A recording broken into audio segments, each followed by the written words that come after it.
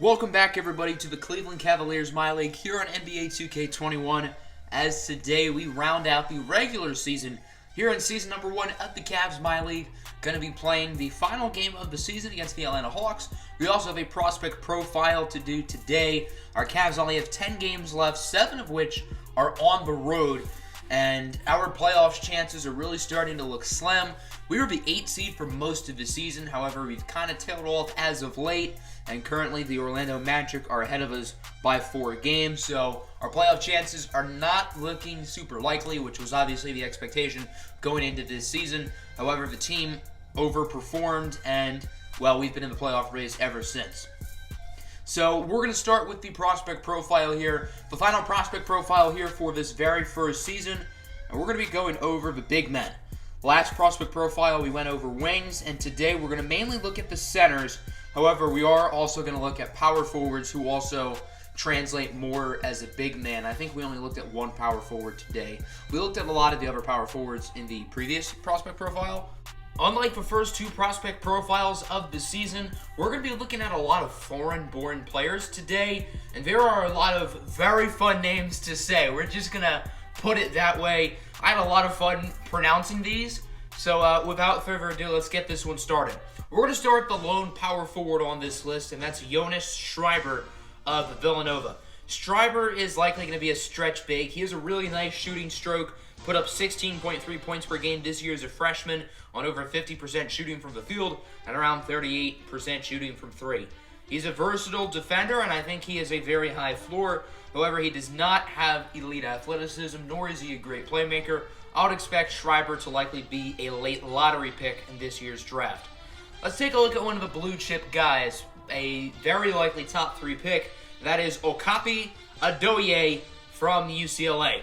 Okapi means like a giraffe in some African language, I don't know off the top of my head. And this kid is definitely built like a giraffe. 7'1" with a 7'7" wingspan. Adoye is a very refined offensive player. He has a good jump shot, and he can really score inside very well. He's a good defensive player, and I think he is built as the modern NBA big. He has average athleticism. He doesn't have bad athleticism, but I think this is one of the better center prospects we've seen in recent memory, and he's definitely going to go top 5. Who knows, maybe to the Cavs if they can get some lottery luck. Next up, we got Jordan Graham out of Duke. Graham is 7'4" with an 8'1" wingspan. So the physical gifts are off the charts. He's a great defensive player, and from his freshman to sophomore season at Duke, he's shown a lot of improvement offensively. However, he does not have the quickness and versatility that you'd like from a modern NBA big. And he has a lot of durability issues. I mean, the kid is 7'4", 250. But the durability issues are a concern, and certainly something to watch out for. Next up, we have Howard's Kareem Ogwumike. He is 6'11", but has a 7'9" wingspan. Yeah, these guys are absolute freaks. He's a great playmaker, probably the best passing big man in this draft. He's a versatile scorer. However, he's not a great rebounder, nor is he very good defensively right now. I think he is a pretty raw player entering the league, but he does have a lot of potential to be very good down the line.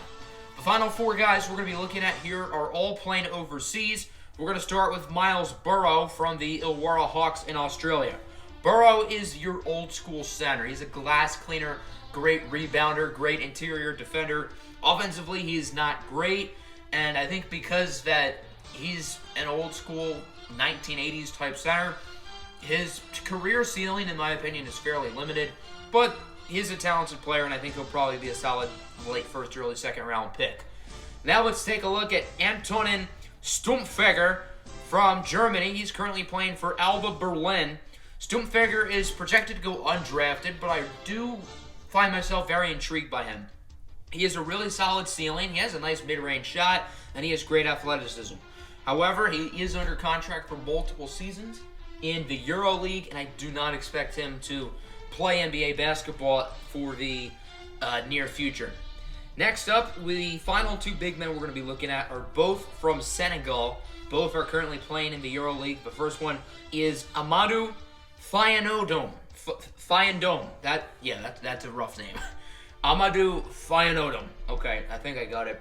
He's a really good scorer. He can shoot from inside and from the mid-range. He has good size and length, a very high ceiling, but he's not great defensively.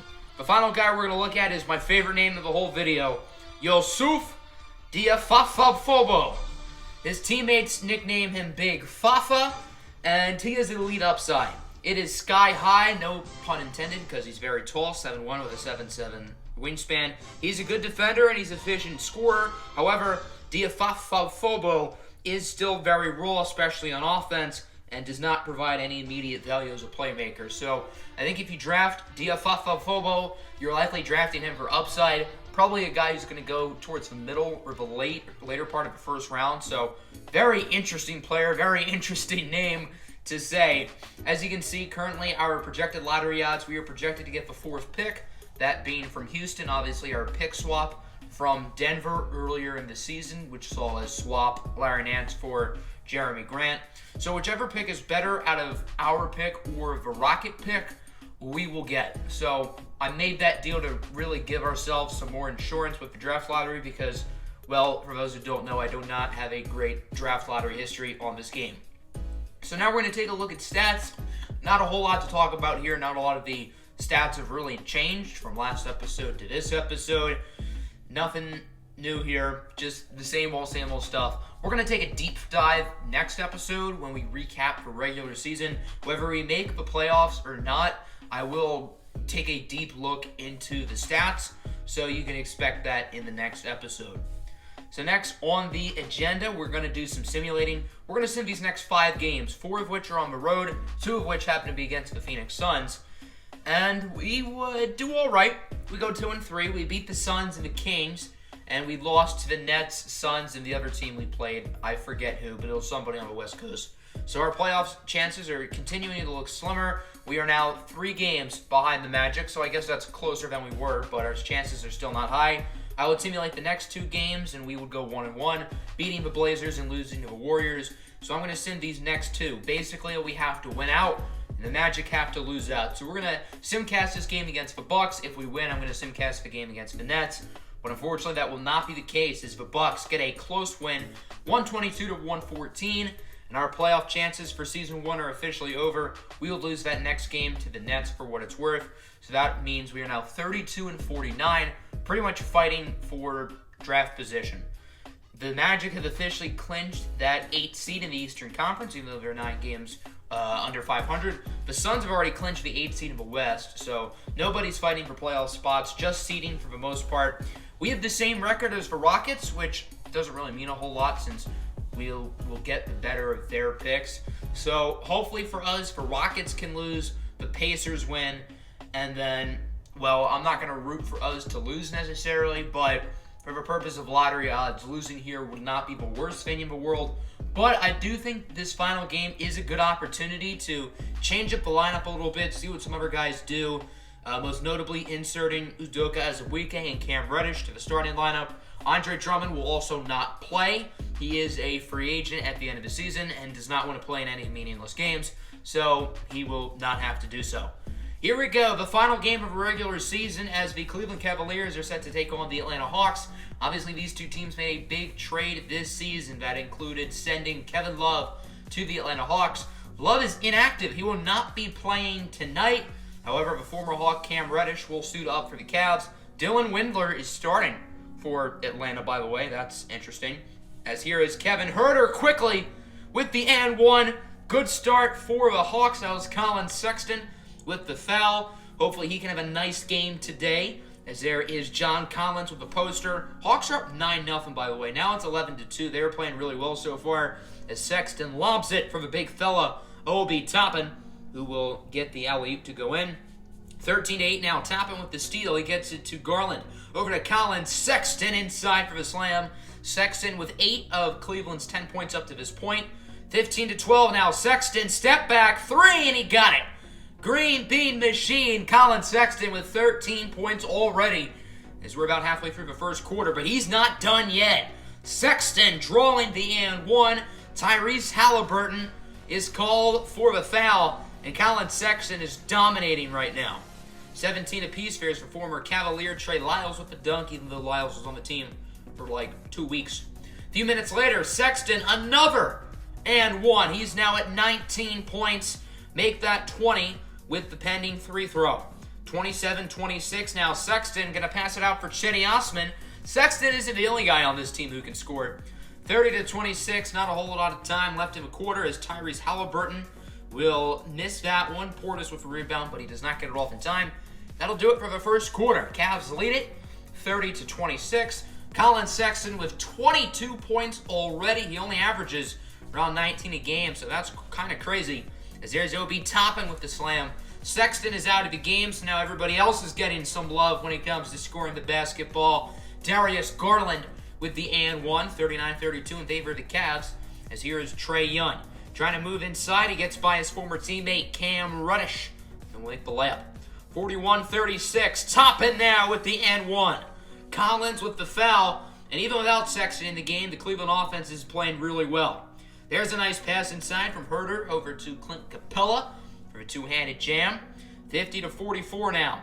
A little bit over 2 minutes to go in the half. Here is Denzel Valentine with it, tightly guarded by Colin Sexton as Sexton steals it. Colin Sexton with the fast break, and he's going upstairs where Grandma hides for cookies. 26 now here in the first half for Sexton.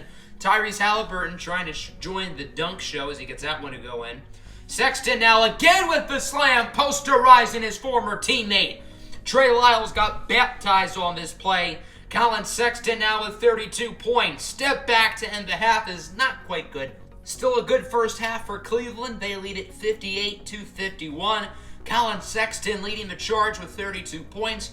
Just to keep an eye on some potential personal records for him, his season high is 34 points and his career high is 41. So Sexton should easily be able to break both of those. Cavs shooting 74% from the field. That's wild. On to the second half now. Sexton starting where he left off, getting the and one. He's now at 36 points, which will pass his season high.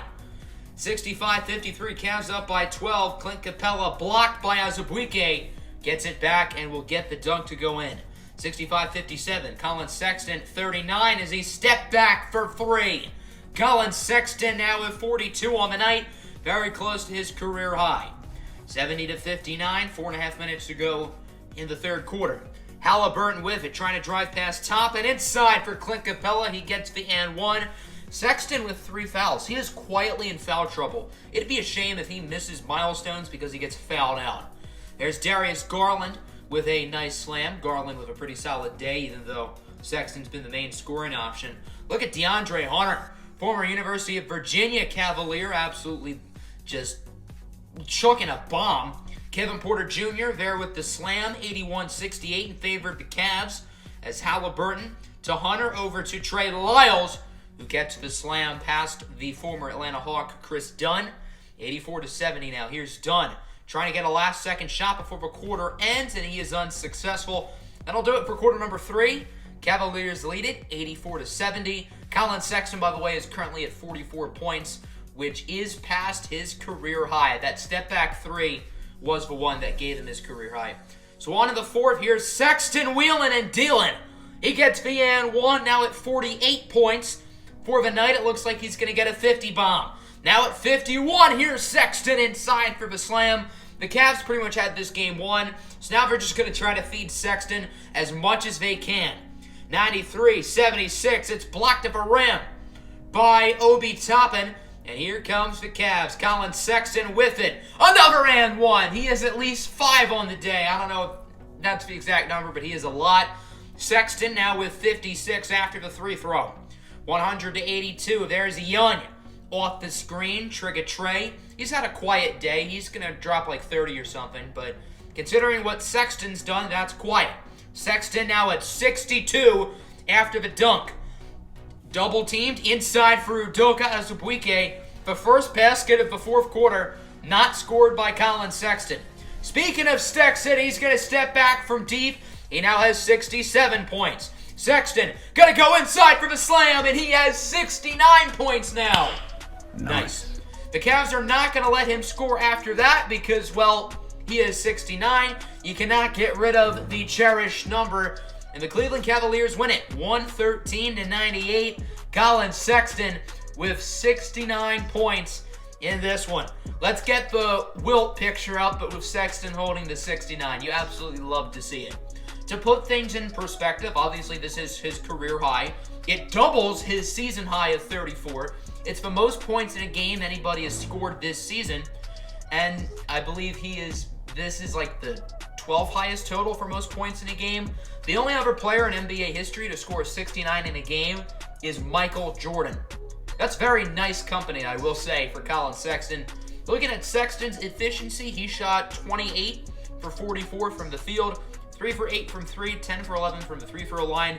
He had a bunch of dunks and a bunch of and ones. A lot of his points were scored inside. Kevin Porter Jr. was the only other player in double figures. Usually in Cavs games that we play, like 4 or 5 players score double digits, but considering everybody was passing it to Sexton, he was the one doing all the scoring. So now that we're here at the end of the season, we're just going to take a look at the awards and the All-NBA teams as Luka Doncic wins his first NBA MVP with the Dallas Mavericks. Anthony Edwards, the #1 overall pick, wins Rookie of the Year. Sixth Man of the Year will go to Dennis Schroeder, who probably deserved it last year. Now he gets it this year. Giannis Antetokounmpo, Defensive Player of the Year. Remember, he is a free agent at the end of the season. And Christian Wood wins Most Improved, and then Rick Carlisle wins Coach of the Year. It looks like the Mavericks might be a contender. Here's the All-NBA first team. No surprises on that list. Second team as well. Now, we do have 2 Pelicans, Brandon Ingram and Zion Williamson, making the second team. And then on the third team, got a few young stars such as Trae Young and Pascal Siakam. Looking at the all-defensive first teams, once again, no major surprises. You do got Pandemic P on that team. And then the second team, Andre Drummond actually makes it. Drummond isn't that great of a defender. I don't know why he made it, but you know what? We're not going to complain. Obi Toppin also made all-rookie first team along with Tyrese Halliburton, James Wiseman, LaMelo Ball, and Anthony Edwards. And then the second team features Denny Avdia, Patrick Williams, Killian Hayes, Onyeka Okongwu, and Aleksej Pokusevski. A lot of talented players making the All-NBA teams, all-defensive teams, and all-rookie teams. Next episode, we have a lot to cover. Going to go over the postseason, going to do a season recap for our team, and we're going to do everything in the offseason before the draft. That includes the draft lottery, along with retirements, staff stuff, pre-draft workouts. So all that good stuff. Hope you guys are ready. Make sure to hit the like button and subscribe. Stay safe. Peace.